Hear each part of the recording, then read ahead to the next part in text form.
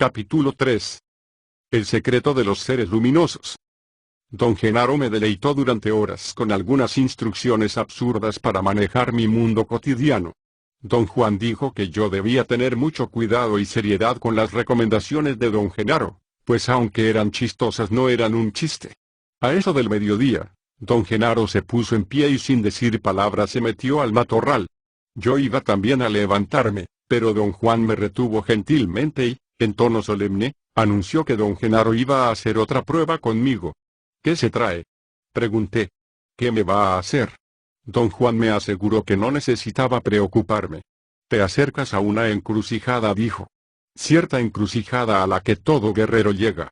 Tuve la idea de que hablaba de mi muerte. Pareció anticipar mi pregunta y me hizo seña de callar. No vamos a discutir este asunto, dijo. Basta decir que la encrucijada a la cual me refiero es la explicación de los brujos. Genaro cree que ya estás listo para recibirla. ¿Cuándo me la va usted a dar? No sé cuándo. Tú eres el que la va a recibir, por lo tanto, depende de ti. Tú decidirás cuándo. ¿Qué tal ahora mismo? Decidir no significa escoger un momento arbitrario, dijo. Decidir significa que has puesto tu espíritu en orden impecable, y que has hecho todo lo posible por ser digno del conocimiento y el poder. Pero hoy debes resolverle a Genaro una adivinanza que te va a altar. Se nos ha adelantado y nos va a esperar por ahí en el matorral. Nadie sabe el sitio donde estará, ni la hora específica de ir a verlo. Si eres capaz de determinar la hora correcta para salir de la casa, también podrás llegar al sitio donde está.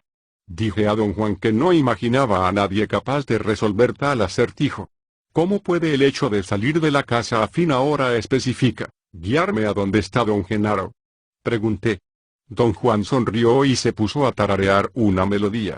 Parecía disfrutar mi agitación. Ese es el problema que Genaro te ha puesto, dijo. Si tienes bastante poder personal, decidirás con certeza absoluta la hora justa para salir de la casa. Cómo te guiará el salir a la hora precisa es algo que nadie sabe. Y sin embargo, si tienes poder suficiente, tú mismo atestiguarás que es así. Pero ¿cómo voy a ser guiado, don Juan? Nadie sabe eso tampoco. Yo creo que don Genaro me está tomando el pelo. Entonces ten cuidado, dijo. Si Genaro te toma el pelo, lo más probable es que te lo arranque. Don Juan rió de su propio chiste. No pude secundarlo. Mi temor al peligro inherente en las manipulaciones de don Genaro era demasiado real. ¿Puede usted darme alguna pista?, pregunté. No hay pistas, dijo, cortante. ¿Por qué quiere hacer esto don Genaro? Quiere probarte, repuso. Digamos que le importa mucho saber si ya estás listo para recibir la explicación de los brujos. Si resuelves la adivinanza, querrá decir que has juntado suficiente poder personal y estás listo.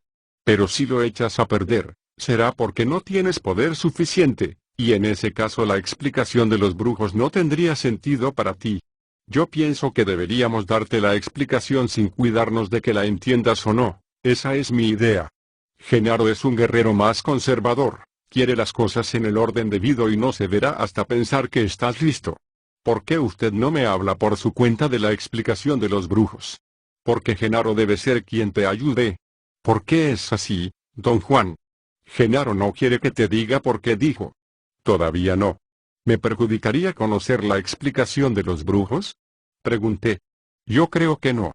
Entonces, don Juan, dígamela, por favor. No le hagas. Genaro tiene ideas precisas sobre este asunto, y debemos observarlas y respetarlas. Hizo un gesto imperativo para callarme.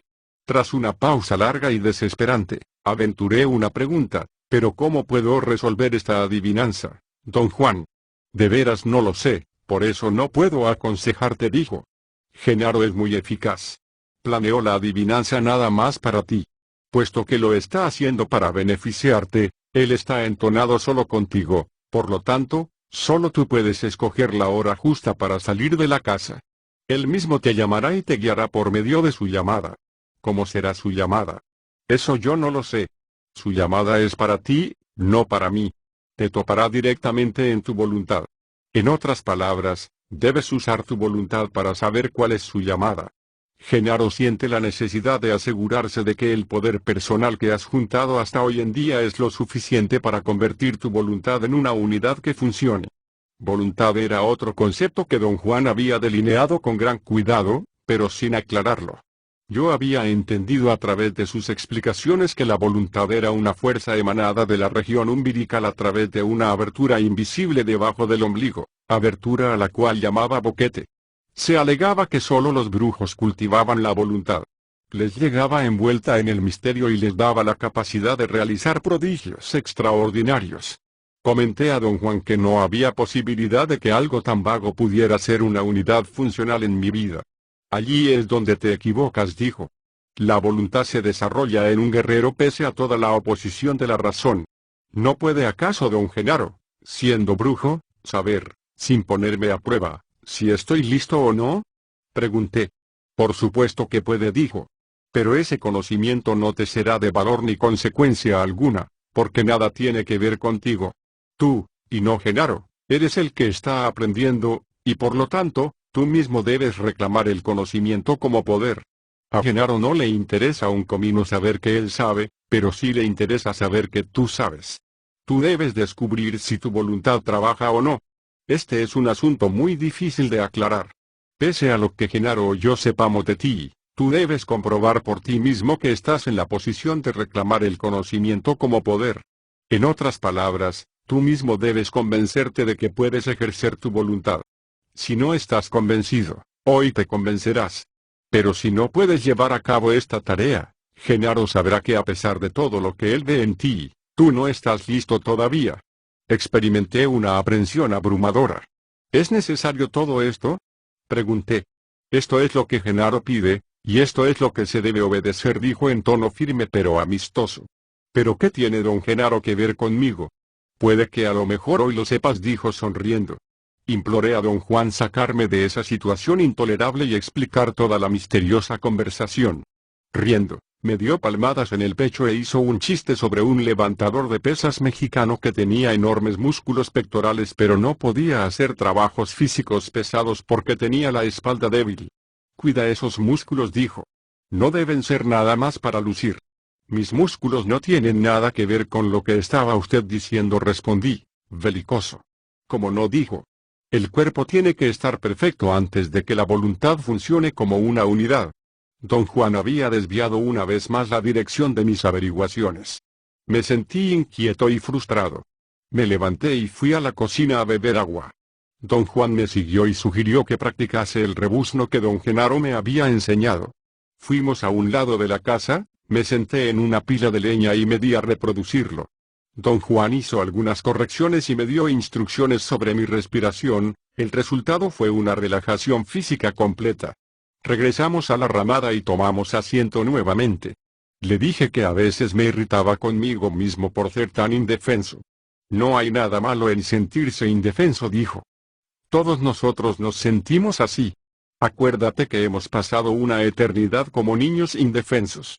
Como ya te lo he dicho, en estos momentos eres como un niño que no puede salirse solo de la cuna, y mucho menos actuar por su cuenta. Genaro te saca de tu cuna, pues digamos, levantándote de los sobacos. Un niño quiere actuar y, como no puede, se queja. No hay nada malo en eso, pero darse por entero a lamentos y protestas es otro asunto. Me exigió conservar la calma, sugirió que le hiciera preguntas un rato, mientras pasaba a un mejor estado mental. Durante un momento perdí el hilo y no supe qué preguntar. Don Juan desenrolló un petate y me indicó sentarme en él. Luego llenó de agua un guaje grande y lo puso en una red portadora. Parecía prepararse para un viaje. Volvió a sentarse y, con un movimiento de cejas, me instó a iniciar el interrogatorio. Le pedí que me hablara más de la polilla. Me escudriñó con una larga mirada y chasqueó la lengua. Eso era un aliado, dijo. Tú lo sabes. ¿Pero qué es en realidad un aliado, don Juan? No hay manera de saber lo que es exactamente un aliado, así como no hay tampoco manera de saber lo que es exactamente un árbol. Un árbol es un organismo viviente, dije. Eso no me dice mucho, respondió. Yo también puedo decir que un aliado es una fuerza, una tensión. Eso ya te lo he dicho, pero eso no dice mucho sobre un aliado. Igual que en el caso de un árbol, El único modo de saber lo que es un aliado es experimentándolo. Por años enteros he luchado por prepararte para el interesantísimo encuentro con un aliado. A lo mejor no te has dado ni cuenta, pero te demoraste años preparándote para presentarte con el árbol. Presentarte con el aliado no es distinto. Un maestro debe familiarizar a su discípulo poco a poco con el aliado, pedazo por pedazo. En el curso de los años, has guardado una gran cantidad de conocimiento al respecto y ahora eres capaz de armar todo ese conocimiento para vivir al aliado del mismo modo en que vives el árbol. No tengo idea de estar haciendo eso, don Juan. Tu razón no se da cuenta, porque para empezar no acepta la posibilidad del aliado. Por fortuna, no es la razón lo que arma al aliado. Es el cuerpo. Tú has percibido al aliado en muchos estados y en muchas ocasiones. Cada una de esas percepciones fue guardada en tu cuerpo. La suma de todos esos pedazos es el aliado. Yo no conozco otra manera de describirlo. Dije no concebir que mi cuerpo actuara por sí solo, como una entidad separada de la razón. No hay separación, pero hemos hecho una, dijo. Nuestra razón es mezquina y siempre anda luchando al cuerpo. Esto, desde luego, es solo un decir, pero el triunfo de un hombre de conocimiento es que ha rejuntado a los dos. Como tú no eres hombre de conocimiento, tu cuerpo hace ahora cosas que tu razón no puede comprender. El aliado es una de esas cosas. No estabas loco, ni tampoco soñabas cuando percibiste al aliado aquella noche, aquí mismo. Le pedí que me explicara más acerca de la pavorosa idea, que él y don Genaro me implantaron, de que el aliado era una entidad que me estaba esperando al filo de un pequeño valle encajonado en las montañas del norte de México. Me hablan dicho que tarde o temprano yo tenía que cumplir esa cita con el aliado y luchar con él. Esas son maneras de hablar de misterios para los cuales no hay palabras, dijo don Juan. Genaro y yo dijimos que al borde de esa planicie te esperaba el aliado. Eso era cierto, pero no tiene el sentido que tú quieres darle. El aliado te espera, seguro, pero no al borde de ninguna planicie. Está aquí mismo, o allí, o en cualquier otro sitio. El aliado te espera, igual que la muerte te espera, en todas partes y en ninguna en particular. ¿Por qué me espera el aliado a mí? Por la misma razón que la muerte te espera, dijo, porque naciste. No hay posibilidad de explicar en este momento lo que eso significa. Primero debes vivir al aliado. Debes percibirlo en toda su fuerza, y acaso entonces la explicación de los brujos pueda darte luz. Por ahora has tenido poder suficiente para aclarar por lo menos un punto, que el aliado es una polilla. Hace unos años, tú y yo fuimos a las montañas y tú te encontraste con algo. Yo no tenía manera de aclararte lo que estaba ocurriendo, viste una sombra extraña volando de un lado a otro frente al fuego.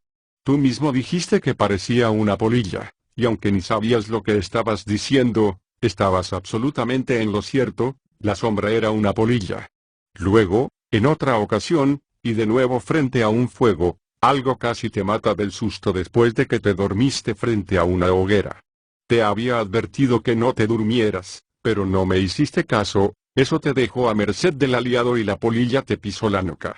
¿Por qué sobreviviste será siempre un misterio para mí? Tú lo supiste entonces, y yo tampoco te lo dije, pero Va te había dado por muerto. Esa noche anduviste a ciegas. De allí en adelante, cada vez que hemos andado en las montañas o en el desierto, aunque no lo hayas notado, la polilla siempre nos ha seguido.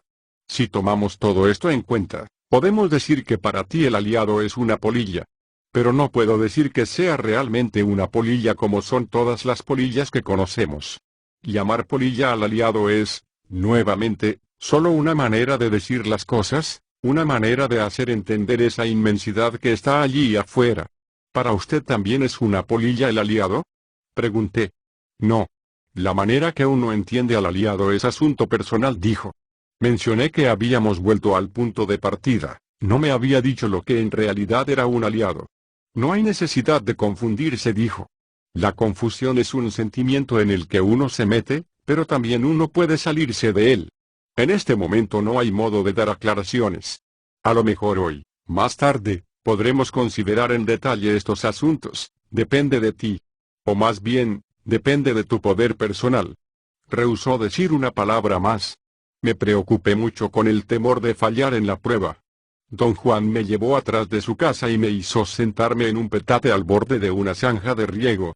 El agua se movía tan despacio que casi parecía estancada. Me ordenó estarme quieto, cesar mi diálogo interno y mirar el agua. Dijo haber descubierto, años antes, que yo tenía cierta afinidad con las masas de agua, un sentimiento de lo más conveniente para las empresas en que me hallaba envuelto. Arguí que yo no tenía particular afición a las masas acuáticas, pero tampoco me disgustaban. Dije que precisamente por eso el agua era benéfica para mí, me es indiferente. En situaciones tensas que requerían esfuerzo máximo, el agua no podía atraparme, pero tampoco rechazarme. Se sentó un poco atrás de mí, a mi derecha, y me aconsejó dejarme ir sin miedo, porque él estaba allí para ayudarme si había necesidad. Tuve un momento de temor. Lo miré, esperando otras instrucciones. Tomó mi cabeza y la volvió hacia el agua, ordenándome proceder. Yo no tenía idea de qué debía hacer, de modo que simplemente me relajé. Al mirar el agua, percibí los juncos en la otra orilla. Inconscientemente, posé en ellos mis ojos sin enfocar. La corriente despaciosa los hacía vibrar. El agua tenía el color de la tierra del desierto. Las ondulaciones en torno a los juncos me parecieron surcos o grietas sobre una superficie lisa. En cierto instante los juncos se agigantaron, el agua era una planicie ocre pulida, y luego, en cuestión de segundos, me quedé profundamente dormido, o acaso entré en un estado perceptual que carecía de paralelo. Lo que más se acercaría a describirlo sería decir que me dormí y tuve un sueño portentoso. Sentí que podía seguir en él indefinidamente si así lo deseaba, pero deliberadamente le puse fin entrando en un diálogo interno consciente. Abrí los ojos. Yacía en el petate. Don Juan estaba a unos metros. Mi sueño había sido de tal magnificencia que empecé a contárselo. Me hizo seña de callar. Con una larga vara, señaló dos sombras que unas ramas secas de matorral proyectaban sobre el suelo. La punta de su vara siguió el perímetro de una de las sombras como si la estuviera dibujando, luego saltó a la otra e hizo lo mismo con ella. Las sombras tenían unos 30 centímetros de largo y unos 3 de ancho, distaban entre sí 12 o 15. El movimiento de la vara me hizo desenfocar los ojos y me hallé mirando, a lo visco, 4 sombras largas. De repente las dos de en medio se juntaron en una y crearon una extraordinaria percepción de profundidad. Había cierta inexplicable redondez y volumen en la sombra así formada. Era casi un tubo transparente, una barra redonda de alguna sustancia desconocida. Sabía que tenía los ojos cruzados, y sin embargo parecía enfocar un solo sitio. La imagen era allí clara como el cristal. Pude mover los ojos sin disiparla. Continué observando, pero sin bajar la guardia. Experimentaba una curiosa compulsión de soltarme y sumergirme en la escena. Algo en lo que observaba parecía jalarme, pero algo dentro de mí salió a la superficie e inicié un diálogo semiconsciente. Casi en el acto tomé conciencia de mi entorno en el mundo de la vida cotidiana. Don Juan me observaba. Parecía intrigado. Le pregunté si pasaba algo. No respondió. Me ayudó a sentarme. Solo entonces advertí que yo había estado de espaldas, mirando el cielo, y que, Don Juan había estado inclinado casi sobre mi rostro. Mi primer impulso fue decirle que había visto las sombras en el piso mientras miraba del cielo, pero me puso la mano en la boca. Estuvimos un rato en silencio. Yo no tenía pensamientos. Experimentaba una exquisita sensación de paz, y luego, abruptamente, tuve un impulso irrefrenable de pararme e ir al chaparral en busca de don Genaro. Hice un intento de hablar a don Juan, él sacó la barbilla y torció los labios en un mandato mudo de callar. Traté de evaluar mi predicamento en forma racional, sin embargo, disfrutaba tanto mi silencio que no quería molestarme con consideraciones lógicas. Tras una pausa momentánea, sentí de nuevo el deseo imperioso de adentrarme en el matorral. Seguí una vereda.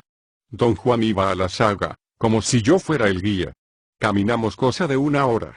Logré permanecer sin pensamientos. Luego llegamos a un cerro. Don Genaro estaba allí, sentado cerca de la cima de un farallón. Me saludó efusivamente, a gritos, pues se hallaba a unos 15 metros del suelo. Don Juan me hizo tomar asiento y se sentó junto a mí. Don Genaro explicó que yo había hallado el sitio donde me esperaba porque él me guió con un sonido que hizo. Apenas pronunció esas palabras, Me di cuenta de que en verdad había estado oyendo un sonido peculiar que creí ser zumbido en mis oídos. Había parecido más bien un asunto interno, una condición corporal, un sentimiento de sonido que por indeterminado escapaba a la evaluación y la interpretación conscientes. Creí que don Genaro tenía un pequeño instrumento en la mano izquierda. Desde el lugar donde me hallaba, no lo distinguía claramente. Parecía un birimbao, con él producía un sonido suave y extraño que era prácticamente indiscernible. Siguió tocándolo un momento, como dándome tiempo para enterarme por completo de lo que me había dicho. Luego me mostró la mano izquierda. Estaba vacía, no tenía en ella ningún instrumento. Yo había tenido la impresión de que tocaba algo por la forma en que se llevó la mano a la boca. De hecho, producía el sonido con los labios y con el borde de la mano izquierda, entre el pulgar y el índice. Me volví hacia don Juan para explicarle que me habían engañado los movimientos de don Genaro. Él hizo un ademán rápido y me dijo que no hablara y que prestase mucha atención a lo que don Genaro hacía. Me volví a mirar a don Genaro, pero ya no estaba allí. Pensé que había descendido. Esperé unos momentos a que emergiera entre las matas. La roca donde había estado era una formación peculiar, algo así como un gran reborde en la cara del farallón. No le quité la vista de encima más que algunos segundos. Si hubiera ascendido, lo habría visto antes de que llegara a la cima del farallón, y si hubiera bajado también hubiera sido visible desde donde me hallaba. Pregunté a don Juan dónde estaba don Genaro. Repuso que seguía de pie en el reborde. Hasta donde yo podía juzgar, no había nadie allí, pero don Juan insistió una y otra vez en que don Genaro seguía en la roca. No parecía bromear. Sus ojos eran fijos y fieros. Dijo en tono cortante que mis sentidos no eran la avenida correcta para apreciar lo que don Genaro hacía. Me ordenó parar mi diálogo interno. Pugné un momento y empecé a cerrar los ojos. Don Juan se lanzó hacia mí y me sacudió por los hombros. Susurró que yo debía mantener la vista en el reborde. Me sentía soñoliento y oía las palabras de don Juan como si llegasen de muy lejos. Automáticamente miré el reborde. Don Genaro estaba allí de nuevo. Eso no me interesaba. Noté, a media conciencia, que me resultaba muy difícil respirar, pero antes de que pudiese pensar algo al respecto, don Genaro saltó a tierra. Eso tampoco captó mi interés. Se acercó y me ayudó a levantarme. Sosteniéndome el brazo, don Juan me asió el otro. Entre los dos me levantaron. Luego, solo don Genaro me ayudaba a caminar. Me susurró al oído algo que no entendí, y de pronto sentí que había jalado mi cuerpo de alguna manera extraña. Me agarró, por así decirlo, de la piel del estómago, y me subió al reborde, o quizás a otra roca. Yo podría haber jurado que era el reborde, sin embargo, la fugacidad de la imagen me impidió evaluarla en detalle. Luego sentí que algo en mí desfallecía y caía hacia atrás. Tuve una leve sensación de angustia, o acaso incomodidad física. Lo siguiente que supe fue que don Juan me hablaba. No le entendía. Concentré mi atención en sus labios. Tenía la sensación de que experimentaba un sueño. Yo trataba de romper desde adentro una tela membranosa que me envolvía, mientras don Juan hacía por rasgarla desde afuera. Por fin se reventó, las palabras de don Juan se hicieron audibles, y su significado nítido. Me ordenaba salir por mí mismo a la superficie. Luché desesperadamente por cobrar sobriedad, no tuve éxito. Me pregunté, en un plano bien consciente, por qué pasaba tantos apuros. Pugné por hablar conmigo mismo. Don Juan parecía al tanto de mi dificultad. Me instó a un mayor esfuerzo. Algo allá afuera me impedía establecer mi diálogo interno habitual. Era como si una fuerza extraña me volviera soñoliento e indiferente. Le opuse resistencia hasta quedarme sin aliento. Oí a don Juan hablarme. Mi cuerpo se contrajo involuntariamente por la tensión. Me sentía trabado en mortal combate con algo que me impedía respirar. No temía, antes bien, una furia incontrolable me dominaba. Mi ira llegaba a tal extremo que gruñía y gritaba como una bestia. Luego, una convulsión se apoderó de mi cuerpo, recibí una sacudida que me paró de inmediato. Nuevamente pude respirar en forma normal, y entonces me di cuenta de que don Juan había vaciado un guaje de agua en mi estómago y mi cuello, empapándome. Me ayudó a sentarme. Don Genaro estaba en el reborde. Me llamó por mi nombre y saltó a tierra.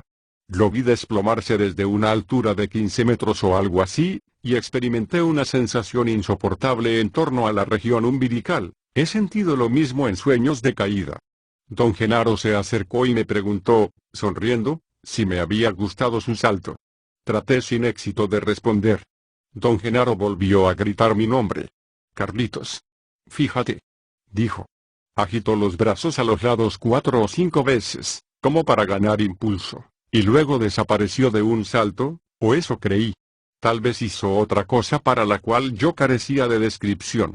Estaba a menos de 2 metros de distancia, y de pronto se desvaneció como chupado por una fuerza incontrolable. Me sentía ajeno, fatigado. Tenía un sentimiento de indiferencia y no quería pensar ni hablar conmigo mismo. No sentía miedo, sino una tristeza inexplicable. Tenía ganas de llorar. Don Juan me dio varios coscorrones y rió como si todo lo ocurrido fuera un chiste. Me exigió hablar conmigo mismo porque en esa hora se necesitaba desesperadamente el diálogo interno. Oí que me ordenaba, habla. Habla. Tuve un espasmo involuntario en los músculos labiales. Mi boca se movió sin sonido. Recordé a don Genaro moviendo la boca en forma similar cuando estaba payaseando, y quise haber podido decir, como él, mi boca no quiere hablar. Traté de pronunciar las palabras y mis labios se contrajeron dolorosamente. Don Juan parecía a punto de desmembrarse de risa. Su regocijo era contagioso y reía a mi vez. Finalmente, me ayudó a ponerme en pie. Le pregunté si don Genaro iba a regresar. Dijo que Genaro ya se había hartado de mí por ese día. Casi te sale bien, dijo don Juan. Estábamos sentados cerca de la estufa de tierra, donde ardía un fuego. Él había insistido en que yo comiera. Yo no tenía hambre ni cansancio. Una melancolía insólita me saturaba, me sentía distante de todos los eventos del día. Don Juan me dio mi cuaderno. Hice un intento supremo por recapturar mi estado habitual. Anoté algunos comentarios. Poco a poco, entré de nuevo en mis viejos patrones. Fue como si un velo se alzara. De pronto me vi de nuevo envuelto en mi actitud familiar de interés y desconcierto. ¡Qué bueno!, dijo don Juan, dándome palmaditas en la cabeza. Te he dicho que el verdadero arte de un guerrero consiste en equilibrar el terror y la maravilla. Don Juan estaba de un humor insólito. Se veía casi nervioso, angustiado. Parecía dispuesto a hablar por iniciativa propia. Creí que me preparaba para la explicación de los brujos, y yo mismo me llené de ansiedad. Sus ojos tenían un brillo extraño que yo solo había visto unas cuantas veces antes. Al decirle lo que pensaba de su extraña actitud, él respondió que se sentía dichoso en mi nombre, que, como guerrero podía regocijarme en los triunfos de sus semejantes, si eran triunfos del espíritu. Desdichadamente, agregó, yo no me hallaba todavía listo para la explicación de los brujos, pese a haber resuelto la adivinanza de don Genaro. Su argumento era que, cuando me vació encima el guaje de agua, yo había estado al borde de la muerte, y que toda mi hazaña se vio cancelada por mi incapacidad de rechazar la última embestida de don Genaro. El poder de Genaro era como la marea y así te cubrió, dijo. ¿Quería hacerme daño don Genaro?, pregunté. No, repuso. Genaro quiere ayudarte. Pero al poder solo se lo puede enfrentar con poder. Te estaba probando y fallaste. Pero resolví su adivinanza, ¿o no? Lo hiciste muy bien, dijo. También que Genaro te creyó capaz de una hazaña completa de guerrero. Y eso también casi te sale. Pero lo que te tiró al suelo esta vez no fue tu vicio de hacerte el chamaquito. ¿Qué fue entonces? Eres demasiado impaciente y violento. En vez de dejarte ir y seguir a Genaro te pusiste a pelear con él. No puedes ganarle, es más fuerte que tú. A continuación, don Juan cambió el tema y me ofreció consejo y sugerencias acerca de mis relaciones personales con la gente. Sus observaciones eran la contraparte seria de lo que don Genaro me había dicho antes en broma. Estaba locuaz, y sin ruegos por mi parte comenzó a explicar lo que había ocurrido en las 2 últimas ocasiones que estuve allí. Como sabes, dijo, la clave de la brujería es el diálogo interno. Esa es la llave que abre todo. Cuando un guerrero aprende a pararlo, todo se hace posible, se logran los planes más descabellados. La entrada a todas las experiencias extrañas y pavorosas que has tenido últimamente fue el hecho de que pudiste dejar de hablar contigo mismo. Has atestiguado, en sobriedad completa, al aliado, al doble de Genaro, al soñador y al soñado, y hoy estuviste a punto de toparte con la totalidad de ti mismo. Esa era la hazaña de guerrero que Genaro esperaba de ti. Todo esto ha sido posible por la cantidad de poder personal que has juntado. Empezó la vez pasada que estuviste aquí, yo vislumbré entonces una señal muy propicia. Cuando llegaste, oí al aliado merodeando, primero oí sus pasos y luego vi que la polilla te miraba bajar de tu coche. El aliado estaba inmóvil, observándote. Eso fue para mí la mejor de las señales. Si el aliado se hubiera movido o si se hubiera agitado como si tu presencia lo disgustara, como siempre lo ha hecho, el curso de los eventos habría sido distinto. Muchas veces he visto al aliado en un estado de enojo contigo, pero esta vez la señal era buena y supe que el aliado te aguardaba para darte algún conocimiento. Esa fue la razón por la que yo dije que tenías una cita con el conocimiento, una cita con una polilla, concertada hace mucho tiempo. Por razones inconcebibles para nosotros, el aliado escogió la forma de una polilla para manifestarse ante ti. Pero usted me ha dicho muchas veces que el aliado carecía de forma, y que uno solo podía juzgar sus efectos. Dije. Cierto, dijo él. Pero el aliado es una polilla para los espectadores relacionados contigo, Genaro y yo. Para ti, el aliado es solo un efecto, una sensación en tu cuerpo, o un sonido, o el polvo dorado del conocimiento.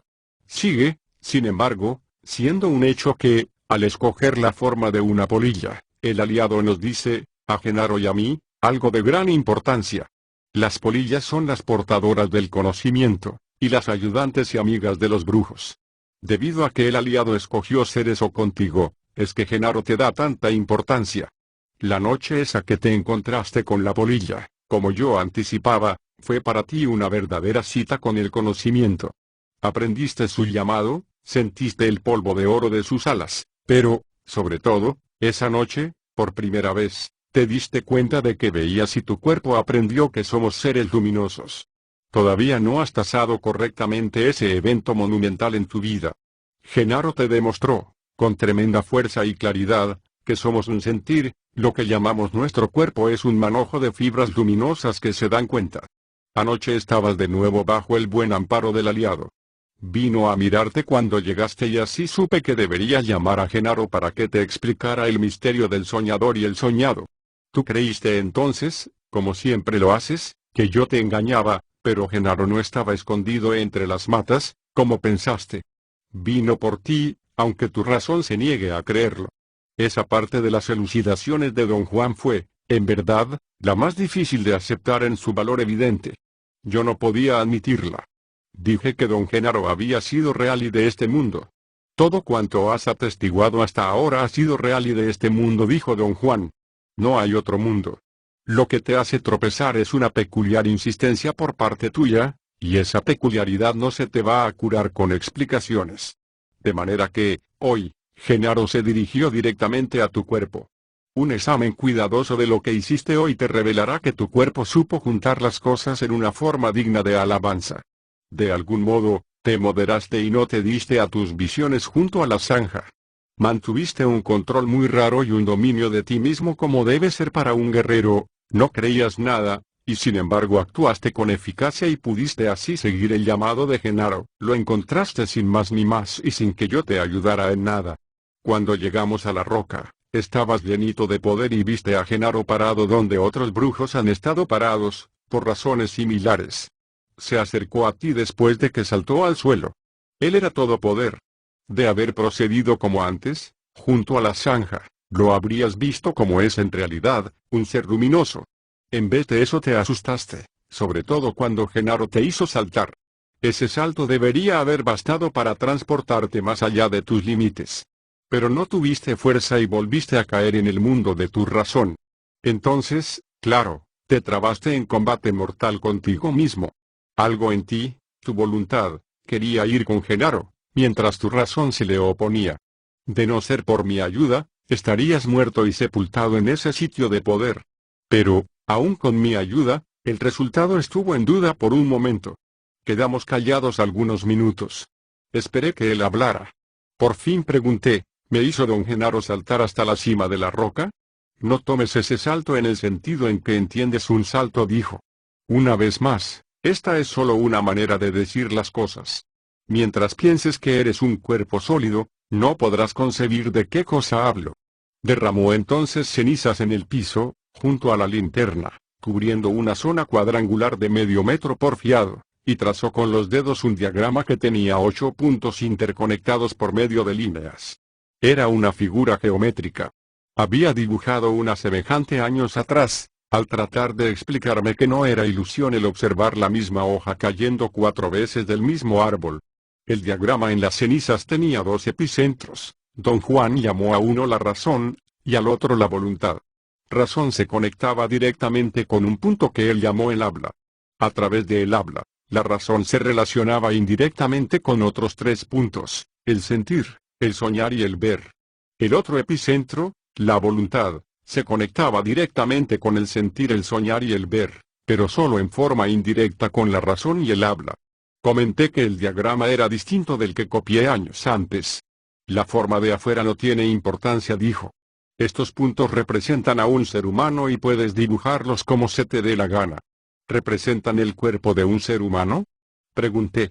No lo llames el cuerpo, dijo. Esos son 8 puntos en las fibras de un ser luminoso.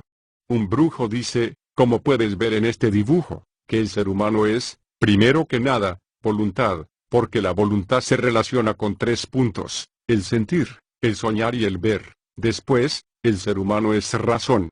Este es propiamente un centro más pequeño que la voluntad, solo está conectado con el habla. ¿Qué son los otros 2 puntos, don Juan? Se me quedó mirando y sonrió. Ahora eres ya mucho más fuerte que la primera vez que hablamos de este diagrama, dijo. Pero todavía no eres lo bastante fuerte para conocer todos los 8 puntos. Genaro te hablará algún día de los otros 2. ¿Tiene todo el mundo esos 8 puntos, o solo los brujos? Podríamos decir que cada uno de nosotros trae al mundo 8 puntos. 2 de ellos, la razón y el habla, los conocen todos. El sentir es siempre vago, pero de algún modo familiar. Pero solo en el mundo de los brujos llega uno a conocer por completo el soñar, el ver y la voluntad. Y finalmente, en el último borde de ese mundo, encuentra uno los otros 2. Los 8 puntos componen la totalidad de uno mismo. Me mostró sobre el diagrama que, en esencia, todos los puntos podían conectarse indirectamente. Volví a preguntar acerca de los 2 misteriosos puntos restantes. Me enseñó que solo estaban conectados a la voluntad, se hallaban aparte del sentir, el soñar y el ver, y mucho más lejos del habla y la razón. Señaló con el dedo cómo estaban aislados de los demás, y el uno del otro. Estos 2 puntos jamás se someten al habla ni a la razón, dijo. Solo la voluntad puede con ellos. La razón está tan lejos de ellos que es completamente inútil tratar de figurárselos. Esta es una de las cosas más difíciles de aceptar. Después de todo, el fuerte de la razón es razonarlo todo. Pregunté si los 8 puntos correspondían a zonas, o a ciertos órganos, del ser humano. Pues sí, repuso con sequedad y borró el diagrama. Me tocó la cabeza y dijo que ese era el centro de la razón y el habla. La punta de mi esternón era el centro del sentir. La zona debajo del ombligo era la voluntad. El soñar estaba en el lado derecho, contra las costillas. El ver en el izquierdo. Dijo que a veces, en algunos guerreros, el ver y el soñar estaban del lado derecho. ¿Dónde están los otros 2 puntos? Pregunté. Me dio una respuesta sumamente obscena y lanzó la carcajada. ¡Qué vivo eres!, dijo. ¿Crees que soy un viejo cabrón que anda medio dormido, verdad? Le expliqué que mis preguntas creaban su propio impulso. No andes tan deprisa, dijo. Ya lo sabrás a su debido tiempo, y después que lo sepas estarás por tu cuenta, tú solo. ¿Quiere usted decir que ya no volveré a verlo, don Juan? Nunca jamás, dijo. Genaro y yo seremos entonces lo que siempre hemos sido, polvo en el camino. Sentí una sacudida en la boca del estómago. ¿Qué dice usted, don Juan? Digo que todos somos seres sin principio ni fin, luminosos y sin límites. Tú, Genaro y yo estamos pegados, unidos por un propósito que no es decisión nuestra. ¿De qué propósito habla usted? El de aprender el camino del guerrero. No puedes salirte de él, pero nosotros tampoco. Mientras nuestra misión esté pendiente, nos encontrarás a mí o a Genaro, pero una vez cumplida, volarás libremente y nadie sabe a dónde te llevará la fuerza de tu vida. ¿Qué hace en esto don Genaro? Ese tema no está aún en tu esfera, dijo.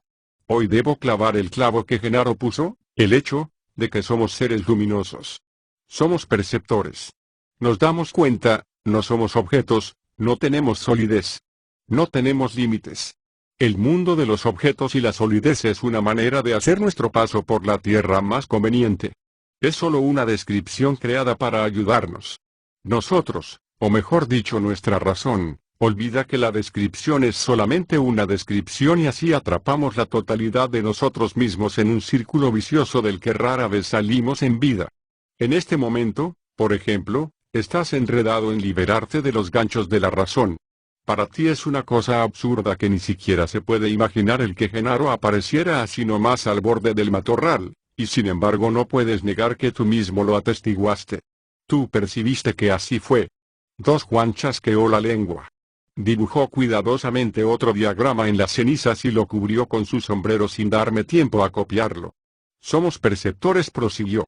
Pero el mundo que percibimos es una ilusión. Fue creado por una descripción que nos dijeron desde el momento en que nacimos. Nosotros, los seres luminosos, nacernos con dos anillos de poder, pero solo usamos uno para crear el mundo. Ese anillo, que se engancha al muy poco tiempo que nacemos, es la razón, y su compañera es el habla. Entre las dos urden y mantienen el mundo. Así pues, en esencia, el mundo que tu razón quiere sostener es el mundo creado por una descripción y sus reglas dogmáticas e inviolables, que la razón aprende a aceptar y defender. El secreto de los seres luminosos es que tienen otro anillo de poder que nunca se usa, la voluntad. El truco del brujo es el mismo truco del hombre común. Ambos tienen una descripción. Uno, el hombre común, la sostiene con su razón, el otro, el brujo, la sostiene con su voluntad. Ambas descripciones tienen sus reglas y las reglas se perciben, pero la ventaja del brujo es que la voluntad abarca más que la razón. Lo que quiero sugerirte a estas alturas es que, de ahora en adelante, te esfuerces por percibir si lo que sostiene la descripción es tu razón o tu voluntad.